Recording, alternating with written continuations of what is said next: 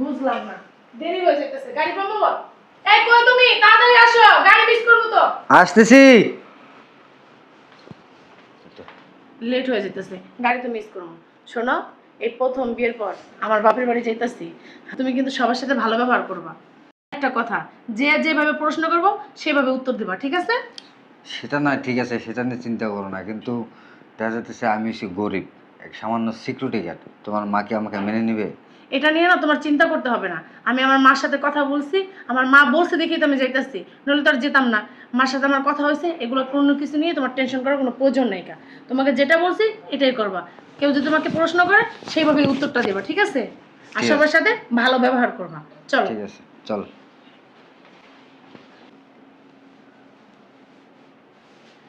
আম্মা, আম্মা, বসো। আম্মা, কে চিল্লাই রে? আম্মা ভালো আছো? হ্যাঁ ভালো আছি। ভালো আছিস মা? কতদিন তোরে দেখি না গো। ভালো আছো তুমি? তোমার শরীরটা ভালো? হ্যাঁ ভালো আছে। আই মা ভিতরে আয়। রৌদ্রে ঘামাই গেছিস, ভিতরে চল, অনেক কথা কমতোর লাগে। আচ্ছা চলো ভিতরে চলো। না, ওর ভিতরে যাওয়ার দরকার নাই, ও এখানে বসুক, তুই ভিতরে আয়। তোমার জামাই এই জায়গায় বসবো? হ্যাঁ বসুক। আচ্ছা বসো, এসি নিচে বসো তুমি, আমি মার সাথে একটু কথা বলে আসি। হ্যাঁ,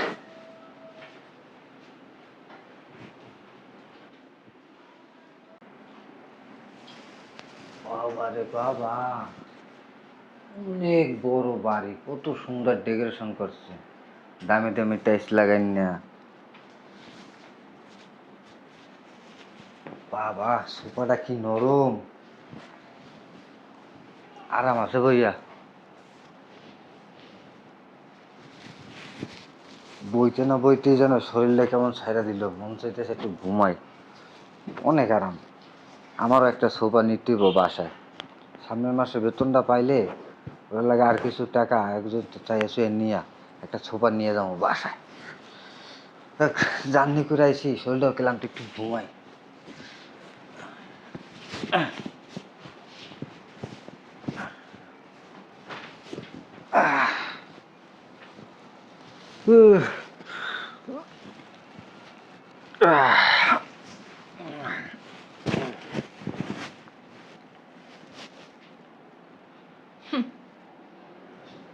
ফকিন্নির পুতে শখ হইছে রাজা বাবার, বান্দির পুত।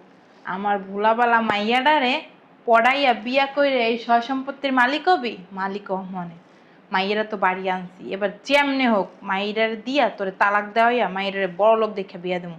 আমি মা হইয়া মাইয়ের কষ্ট সহ্য করতে পারি না। এই গোলামের পুত, এই উঠ, ওই গোলামের পুত, উঠ উঠ উঠ উঠ। বুঝলাম না আম্মা। তোর আম্মাকে, এই তোর আম্মাকে, তুই সামান্য সিকিউরিটি গার্ড, আমাদের বাড়ি দারোয়ান আছে না, ওইটা হলি তুই। হ্যাঁ, তুই হয়েছিস অন্য জায়গার দারোয়ান। তোর সাথে আমি কেমনে কথা কম? এই হ্যাঁ, আর তুই আমার আম্মা ডাকস কিসের জন্য? তোর কিভাবে সাহস হলো তুই আমার মেয়ের পটাইয়া বিয়া করছস? হ্যাঁ, তোর কি একদম কলজা কাঁপলো না? যে সাহস কেমনে হলো এত বড় বাড়ির মাইয়ারে তুই ভাগায় লয়ে গেছিস গা? তোর কলজা কাঁপলো না? এই বান্দির পুত, দেখেন আম্মা, ও আমার ভালোবাসা, আমি ওরে ভালোবাসি। গরিবের লগে কখনো বড় লোকের ভালোবাসা হয় না। নিচে বয়, তোরে সাফ সাফ একটা কথা কইয়া দিতাছি, নিচে থাকবি তুই। খাবার যা আছে তোরে দিমু, খাইয়া সুন্দর মতো এই বাসা থেকে বেরোয় চলে যাবি। মনের ভুলো আমার মাইয়ের নাম মুখে নেওয়ার চেষ্টা করবি না।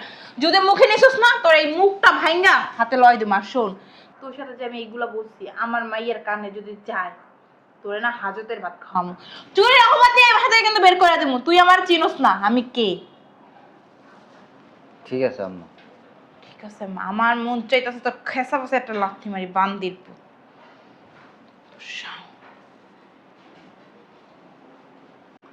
এই নাও তোমার জন্য। বুঝলাম না, তুমি এই জায়গায় বসছো কেন? সোফায় না বসা উঠো। আসলে কি, ওই সোফায় বইসা তো অভ্যাস নাই, কেমন জানি লাগতেছে, এই জন্য এখানে বসছি। আর উঠো, উঠো উঠো। না, আমি এখানে ঠিক আছি। তুমি নতুন শ্বশুর বাড়ি আসছো, মান সম্মান কিছু থাকবে? মা আত্মীয় স্বজন দাওয়াত দিছে, যদি আয়সা দেখে তুমি কি নিচে বসা, তাহলে কি বলবে? মানুষ কি বলবে যে এই বাড়ির জামাই সোফা ধুয়ে নিচে বসে রয়েছে? উঠো উঠো উঠো। আরে বাবা উঠো তো। তারপর দেখো না, ওই সোফায় বসার দরকার না, মেনে ঠিক আছে। মেজাজটা গরম লাগে না? উঠো, তোমার কি বলতেছো? তুমি গায়ে লাগাইতেছো না? মেয়ে আমার এসে যদি দেখে তুমি নিচে বসে রয়েছো, মান সম্মান থাকবে? বসো বসো। নাও চা নাও, চা এই যে নাও। কেমন জানি লাগে সোফায় বসে। আরে চা নাও, তাড়াতাড়ি খাও তো। চা খাবো? হ্যাঁ খাও, আবার চা খাবো, খাবা না? খাও তো। বুঝলাম না কি দেখতেছো এদিক ওদিকে, তাড়াতাড়ি খাও। কিছু না। তোমার জন্য অনেক কিছু আয়োজন করতেছে আম্মা, তাড়াতাড়ি খাও।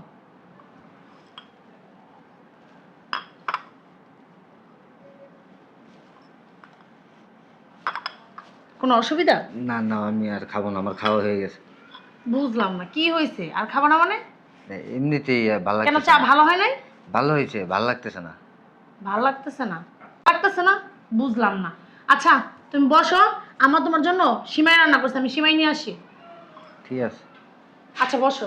আয় দাঁড়া, এই কাপ নিয়ে কই যাস? ভিতর থেকে আসি আম্মা, চা খেলো তোমার জামাই, একটু সিমাই দিব এখন। এই কাপ নিয়ে ভিতরে যাওয়ার দরকার নেই, বাইরে ময়লার ঝুড়ি আছে, ময়লার ঝুড়িতে ফেলাই দে। বুঝলাম না, কাপ কেন পিরিচ কেন আমি বাইরে ময়লার ঝুড়িতে ফেলাবো, ওটা ভিতরে রাখবো কে? এটা কি হয়েছে? কি হয়েছে বুঝছ না? এটা তো সামান্য একজন সিকিউরিটি গার্ড চা খাইছে, এই কাপ পিরিচকে আমি ঘরে রাখবো? ফেলাই দেবো। আম্মা বুঝলাম না আমি। তুই কি মনে করছ আমারে? আমি ছোট লোক গরিব ফকির নিয়ে করে তখন কি বই লাগেছিলাম? এই বেয়াদবের বাচ্চা, কি বই লাগেছিলাম? বলছিলাম না সবাই উঠবি না, কেন সবাই উঠছ? আম্মা চুপ! এই ফুলের সাথে বিয়া হয়ে তোর জীবনটা নষ্ট হয়ে গেছে। আমি চাই না আমার মেয়ে কোনো দুঃখ কষ্টে থাকুক। আমি তোর মা, আমি চাই তোর ভালো হোক। এই ফকির নিয়ে বাচ্চা বেরো, শোনো, বাসা থেকে বেরো। আম্মা একদম চুপ। তোমার বাসায় না আমি হাইদা হাইদা আসিনি, তুমি বলছো দেখে আসছি। হ্যাঁ, আমার জামাই বলছিল এই বাসায় যাওয়ার কোনো দরকার নাই। কেন, তোমার মা অনেক বড় লোক, আমি সামান্য একটা সিকিউরিটি গার্ড, তোমার মাকে আমার মাইনা নিব? কিন্তু আমি ওরা বলছিলাম যে আমার মা সাথে আমার কথা হয়েছে, আমার মা বলছে যাইতে কোনো সমস্যা নেই। আত্মীয় স্বজন দাওয়াত দিছো ও আমার স্বামীকে অপমান করার জন্য। এবার আমি বুঝতে পারলাম যে ও নিচে পড়ে গেছে। নিশ্চয় তুমি ওকে শোয়া থেকে নামাই দিছি। ওর সাহস কত বড়! তোমার যেহেতু মাইনা নেওয়ার ইচ্ছাই নাই, অপমানই করবা। ডাকছো কেন? তোমার বাসায় কি আমি আসতে চাইছি? অপমান করার জন্যই ডাকছি। কেন ডাকছো? ওরে দেখাই তা আমার স্বামীর অপমান করার কোনো রাইট তোমার নাই কা? তোমার কে বিষয় তোমার ও সাহস? একজন মায়ের বুক খালি করে নিয়ে গেছে তার সন্তানরে। ওরে বুঝাইতাম কষ্ট কেমন লাগে। কষ্ট তোমার বোঝা লাগবে না। তোমার বাসায় না আমি এক সেকেন্ডও থাকবো না। যেই বাসায় আমার স্বামীরে কোনো সম্মান দেওয়া হয় না, মর্যাদা দেওয়া হয় না, কোনো আপ্যায়ন করা হয় না, তারে অপমান করা হয়, সেই বাসায় তো আমি এক সেকেন্ডও থাকবো না। আমি বুঝছিলাম কি জানো, ভাবছিলাম কি তোর ভালোটা তুই বুঝবি, কিন্তু না, তুই তোর ভালোটা বুঝা। তুই এই সিকিউরিটি গার্ডের সাথে থাকস না, কখনো জীবনে উন্নতি করতে পারবি না, তুই বিলাসিতা করতে পারবি না, যখন যেটা প্রয়োজন তোর দিতে পারবি না। কিসের জন্য তুই ওর সাথে যাবি? তুই কি চাস যে ও তোরে দুঃখে কষ্ট রাখুক?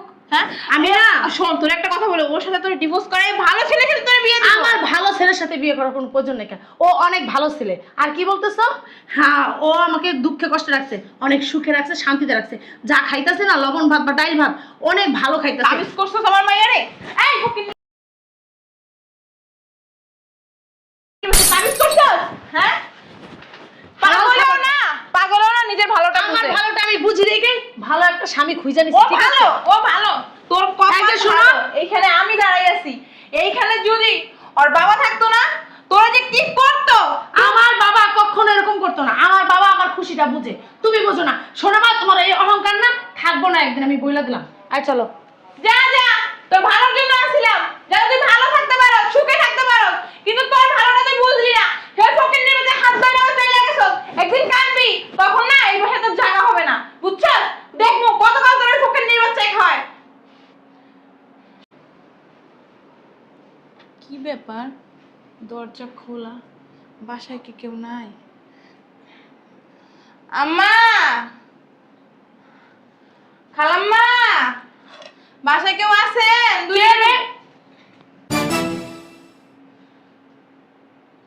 আমার রুনা, তুই, এটা কি তোর বাসা? এদিকে আসো। তোমার এই অবস্থা কেন?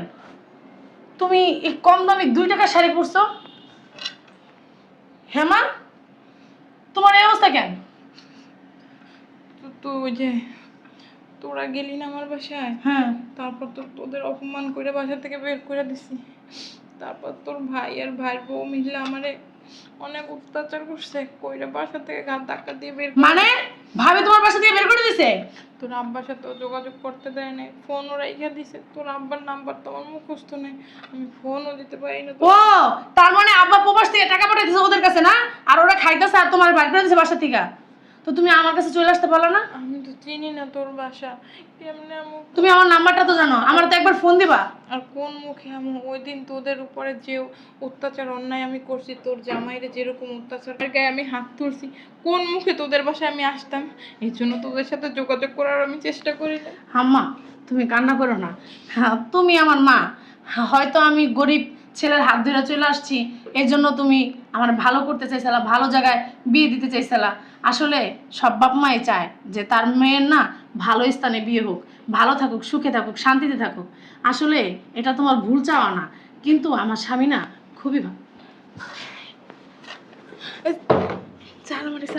জামা আমি জামাইয়ের সামনে মুখ দেখাইতে পারবো না। আরে ও না খুবই ভালো। কে উনি?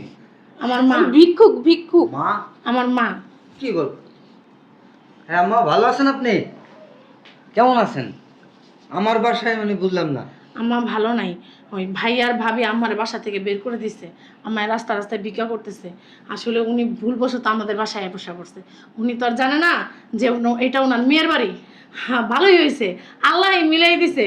হ্যাঁ আমার মা আমার বাসায় চলে আসছে, আমার মা আমার কাছে থাকবো। হ্যাঁ আর তোমার জামাই যেই কাজই করুক না কেন আম্মা, ও অনেক ভালো। ও তোমার নিজের মার মতো দেখবো। ওর তোর মা নাই কে আম্মা, পৃথিবীতে কেউ নাই আম্মা। জামাই আমারে পারলে মাফ করে দিও বাবা।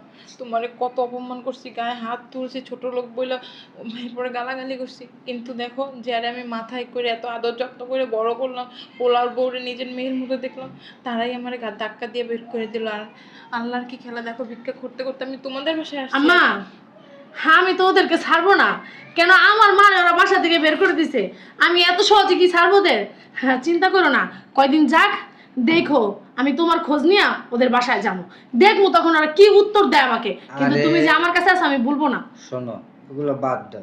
আম্মা শোনেন, আপনার এক ছেলে আপনাকে বাড়ি থেকে বের করে দিচ্ছে, কি হয়েছে? আমি তো আপনার একটা সন্তান, সন্তানের মতো না বলেন?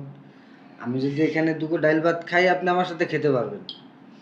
আর ওগুলা পিছে যেগুলা গেছে গেছে, এগুলা বাদ দাও। বাদ দিয়া আমার নিয়ে ভিতরে যাও, ওই যে বাজার নিয়ে আসছি, যে সুন্দর করে রান্ধো, তাহলে আম্মা দুপুরবেলা আমার নিয়ে আমরা একসাথে খাবো। যাও। ঠিক বলছে, চলো আম্মা, তুমি চিন্তা করবা না, তুমি তোমার মেয়ের কাছে আসো, চলো।